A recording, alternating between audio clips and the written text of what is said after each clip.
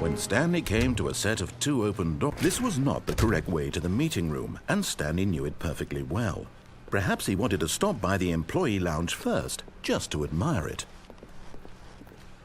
Wow, yes, this room. But eager to get back to business, Stanley took the first open door on his left. And so he detoured through the maintenance section, walked straight ahead to the opposite door, and got back on track.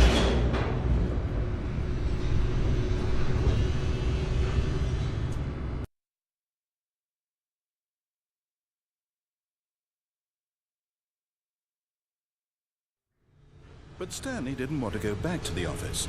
He wanted to wander about and get even further off track. So now in order to get back, he needed to go, from here, it's, left.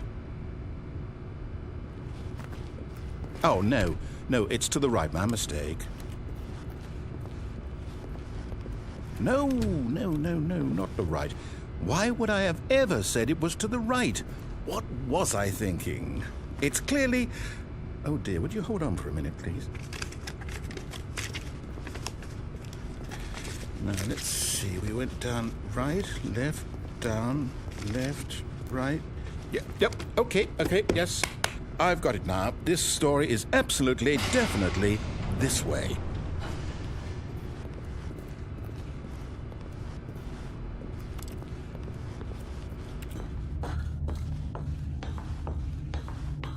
No. This isn't right at all. You're not supposed to be here yet. This is all a spoiler. Quick, Stanley, close your eyes. Okay. We just have to get back to, oh, who am I kidding? It's all rubbish now. The whole story completely unusable.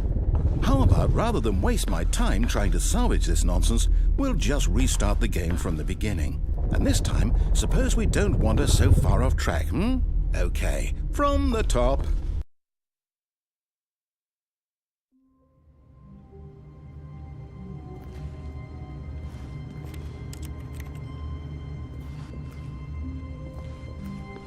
All of his co-workers were gone. What could it mean? Stanley decided to go to the meeting room. Perhaps he had simply missed a memo.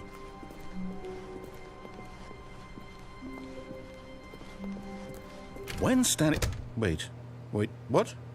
No, I restarted. I swear I definitely restarted the game over, completely fresh. Everything should be... Oh, did something change? Stanley, did you change anything when we were back in that room with all the monitors? Did you move the story somewhere or... Hold on. Why am I asking you? I'm the one who wrote the story. It was right here just a minute ago. I know for sure that it's here somewhere. Okay, then. It's an adventure. Come, Stanley. Let's find the story.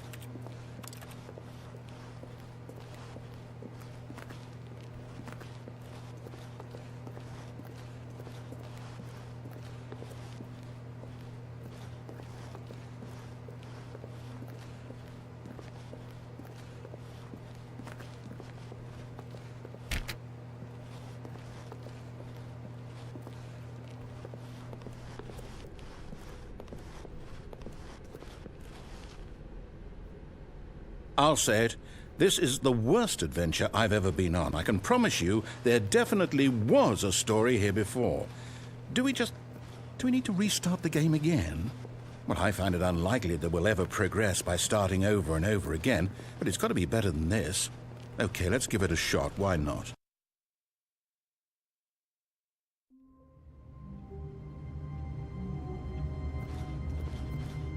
All of his co-workers were gone. What could it mean? Stanley decided to go to the meeting room. Perhaps he had simply missed a memo.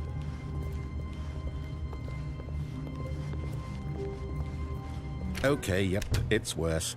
I might be remembering this wrong. It's possible the story is back where we just came from. Why don't we go back the other direction and see if we missed anything?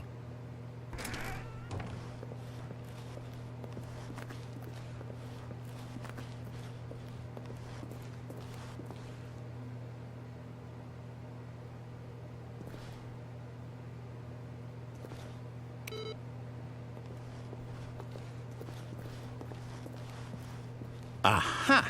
I knew we'd miss something. The story. Here it comes. No, wait. Never mind. Not the story. Okay, let's head back the other way and retrace our steps.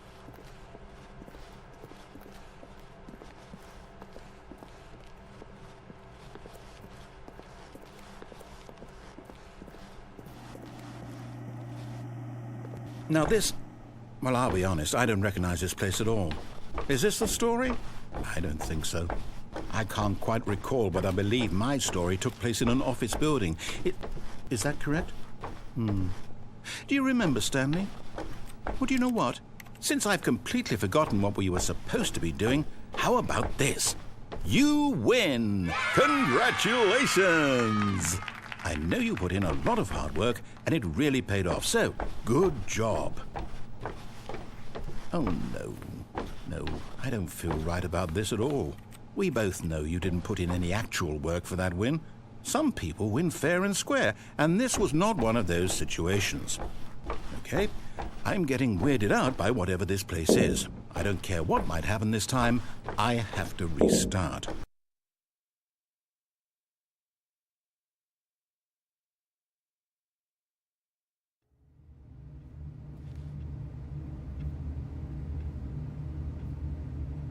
All right, I've got a solution. This time, to make sure we don't get lost, I've employed the help of the Stanley Parable Adventure Line. Just follow the line. How simple is that?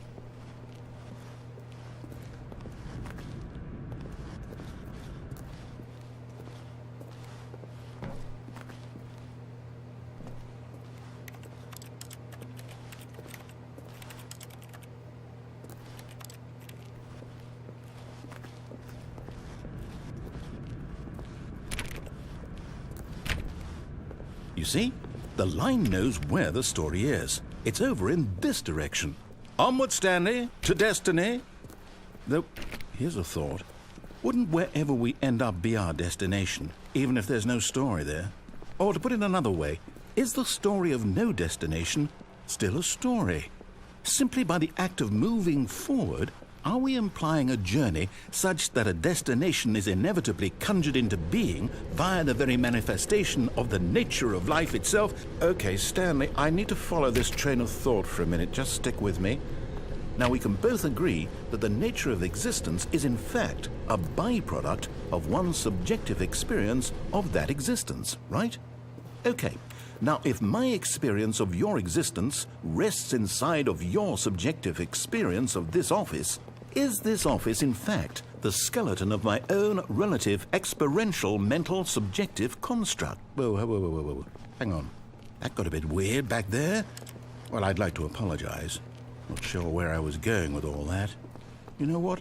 I think what we need right now is a bit of music to lighten the mood.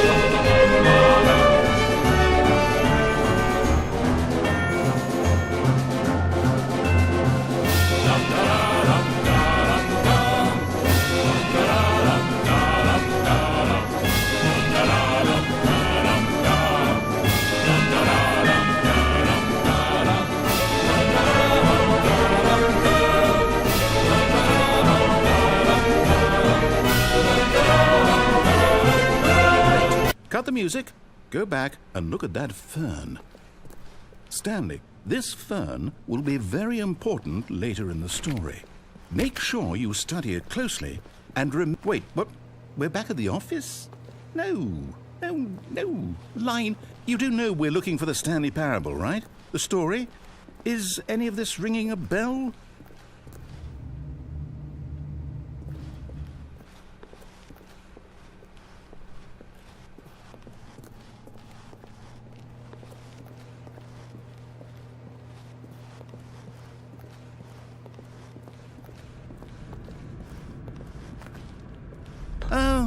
No, no, no, not again. Line, how could you have done this to us? And after we trusted you, after everything we've been through, you...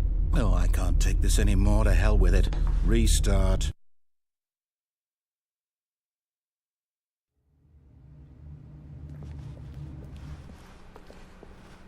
You know what, Stanley? I say forget the adventure line. What's it ever done for us? We're intelligent people, right? Why can't we make up our own story? Something exciting, daring, mysterious. Ooh, this all sounds perfectly doable. Why don't we simply start wandering in, well, I don't know. How about this direction?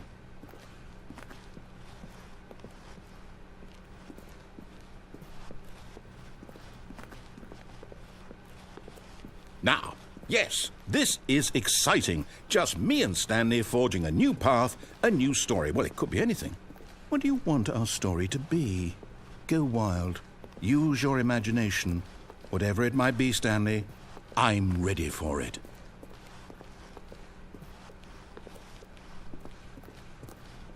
Oh, no, not you again. Stanley, I'd also like to veto the line from having any role in our awesome new story. No lines or monitor rooms. Just don't acknowledge it, and we should be fine.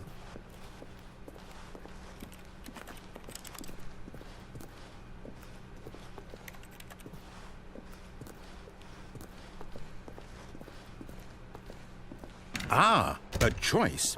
We get to make a decision. From here, the story is in our control. How important we mustn't squander the opportunity. In fact, I believe I need a minute to think here. Just walk in circles for a minute. Okay, so I know that each door has to lead somewhere, which means that somewhere at the place where we're trying to go, there must be a reverse door that leads here. And that in turn means that our destination corresponds with the counter-inverted reverse door's origin. So starting from the right, let us ask, will taking the right door lead us to where we're going? And since the answer is clearly yes, then by all accounts, the door on the right is the correct one. Another victory for logic. Come, Stanley, our destiny awaits. Oh, hold up, what's this? The confusion ending. You're telling me that's what this is? It's all one giant ending? And we're supposed to restart the game, what, eight times? That's really how all this goes? It's all determined? So now, according to the schedule, I restart again. Then what? Am I just supposed to forget? Well, what if I don't want to forget? My mind goes blank simply because it's written here on this thing, wall. Well, who consulted me? Why don't I get to decide? Why don't I get a say in all of this? Is it really... No, it can't be. I don't want it to be. I don't want the game to keep restarting. I don't want to forget what's going on. I don't want to be trapped like this. I won't restart the game. I won't do it. I won't do it. I won't do it. And the time return stopped? Does that mean, did we do it? Did we break the cycle? The, whatever it is that made this schedule? How would we even know? Will someone come for us? Will something happen? So, okay. I guess now we just wait. You know, I suppose in some way that this is a kind of story. Wouldn't you agree? I'm not quite sure if we're in the destination or the journey, though they're always saying that life is about the journey and not the destination. So I hope that's where we are right now. We'll find out, won't we? Eventually. Well, in the meantime...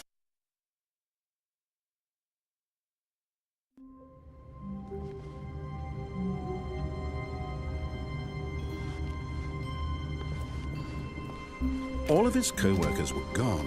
What could it mean? Stanley decided to go to the meeting room. Perhaps he had simply missed a memo.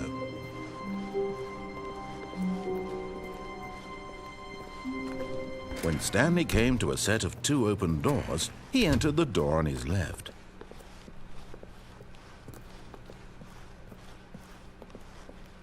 Yet there was not a single person here either. Feeling a wave of disbelief, Stanley decided to go up to his boss's office, hoping he might find an. Stanley stepped into the broom closet, but there was nothing here, so he turned around and got back on track.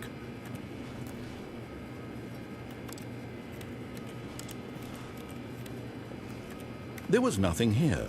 No choice to make, no path to follow, just an empty broom closet. No reason to still be here.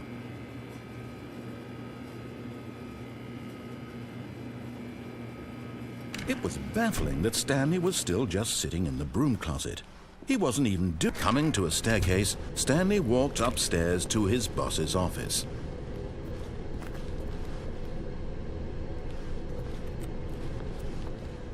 But Stanley just couldn't do it. He considered the possibility of facing his boss. Admitting he had left his post during work hours, he might be fired for that. And in such a competitive economy, why had he taken that risk? All because he believed everyone had vanished? His boss would think he was crazy. And then something occurred to Stanley. Maybe, he thought to himself, maybe I am crazy. All of my co-workers blinking mysteriously out of existence in a single moment for no reason at all? None of it made any logical sense. And as Stanley pondered this, he began to make other strange observations. For example, why couldn't he see his feet when he looked down? Why did doors close automatically behind him wherever he went? And for that matter, these rooms were starting to look pretty familiar. Were they simply repeating? No, Stanley said to himself, this is all too strange. This can't be real. And at last, he came to the conclusion that had been on the tip of his tongue. He just hadn't found the words for it. I'm dreaming, he yelled. This is all a dream. Oh, what a relief Stanley felt to have finally found an answer, an explanation. His co-workers weren't actually gone. He wasn't going to lose his job. He wasn't crazy after all. And he thought to himself, I suppose I'll wake up soon. I'll have to go back to my boring real-life job pushing buttons. I may as well enjoy this while I'm still lucid. So he imagined himself flying and began to gently float above the ground. Then he imagined himself soaring through space on a magical starfield, and it too appeared. It was so much fun, and Stanley marveled that he had still not woken up. How was he remaining so lucid? And then perhaps the strangest question of them all entered Stanley's head. One he was amazed he hadn't asked himself sooner. Why is there a voice in my head dictating everything that I'm doing and thinking? Now the voice was describing itself being considered by Stanley, who found it particularly strange. I'm dreaming about a voice describing me, thinking about how it's describing my thoughts, he thought. And while he thought it all very odd and wondered if this voice spoke to all people in their dreams, the truth was that, of course, this was not a dream. How could it be? Was Stanley simply deceiving himself, believing that if he's asleep, he doesn't have to take responsibility for himself? Stanley is as awake right now as he's ever been in his life. Now, hearing the voice speak these words was quite a shock to Stanley. After all, he knew for certain, beyond a doubt, that this was in fact a dream. Did the voice not see him float and make the magical stars just a moment ago? How else would the voice explain all that? This voice was a part of himself too. Surely, if he could just... He would prove it. He would prove that he was in control, that this was a dream. So he closed his eyes gently, and he invited himself to wake up. He felt the cool weight of the blanket on his skin, the press of the mattress on his back, the fresh air of a world outside this one. Let me wake up, he thought to himself. I'm through with this dream. I wish it to be over. Let me go back to my job. Let me continue pushing the buttons. Please, it's all I want. I want my apartment and my wife and my job.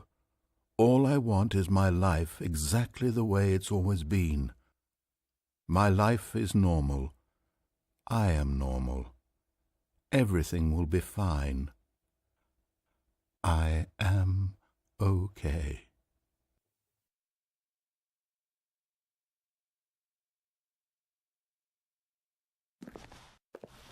Stanley began screaming.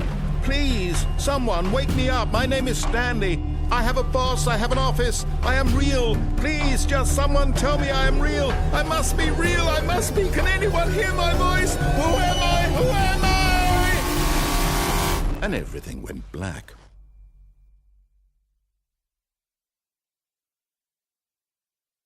This is the story of a woman named Mariella. Mariella woke up on a day like any other. She arose, got dressed, gathered her belongings, and walked to her place of work. But on this particular day, her walk was interrupted by the body of a man who had stumbled through town talking and screaming to himself, and then collapsed dead on the sidewalk.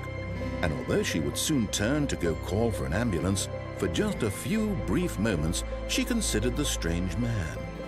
He was obviously crazy, this much she knew. Everyone knows what crazy people look like. And in that moment, she thought to herself how lucky she was to be normal. I am sane. I am in control of my mind. I know what is real and what isn't. It was comforting to think this, and in a certain way, seeing this man made her feel better.